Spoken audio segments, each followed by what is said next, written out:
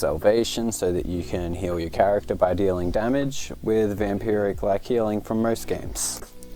Other than that, that's about all you're going to want to get from that skill tree, but you are going to want to at least put enough points in it so you can get to the capstone, which will allow all of the kill skills that you choose to personally use to have a longer duration and more effects. So it's not much, but it will add to your damage and speed buffs, and that also is involved with any kill skills from other trees that we're going to pick later on down the path. Next up, we're going to be going over the orange skill tree. Now this one mostly we use to get around getting some extra damage and a little bit more survivability and utility skills, but mostly yet again working towards that capstone, which is going to allow our clone to have a copy of whatever gun we're using, which is how I get a lot of the damage from my builds. Now for the damage, we will be throwing some points into Synchronicity, Donnybrook and Boom Enhance. This will be increasing both the damage of the clone we are going to be utilizing throughout our abilities, as well as some of damage for ourselves as well. But we'll also be making sure to put some points into Borrowed Time for extra skill duration, and Supersonic Man for the movement speed boost, which will also boost our damage as well from our previous tree. Next up, you're going to want to put Fractal Frags and Pocket Full of Grenades on. This is to keep your grenades stocked up, because as we do not use them through throwing, we do buff our clone by sacrificing grenades instead. And finally, the augments you're going to want to put on the clone is Doppelbanger, so you can pop him whenever he ends up in a weird spot so that you can recharge him and get him back in. Sometimes he can glitch in the game, sometimes he can vault through the map. And you'll also want to get Digital Distribution for some extra survivability. Now when it comes to the green and purple tree, it actually truly comes down to pure preference and what you want to be getting out of your build. I use the green one to add some extra survivability, so when I'm not paying attention I won't die and I can take a bigger hit, and that's about it. Whereas the purple tree is more so used for crit builds, which I don't consistently hit crits half the time when I'm not paying attention, so for those days when I still want to play but can't fully focus, I like to run the survivability. But if you're the type of person that only plays when you're feeling up to it, you can go down the purple path instead of survivability. You can get higher crits and better damage from things like that. Now finally, we will be going over some gear and gun preferences that I personally have for the build, though these are also up to personal discretion too. It's just some parts are kind of more helpful than others.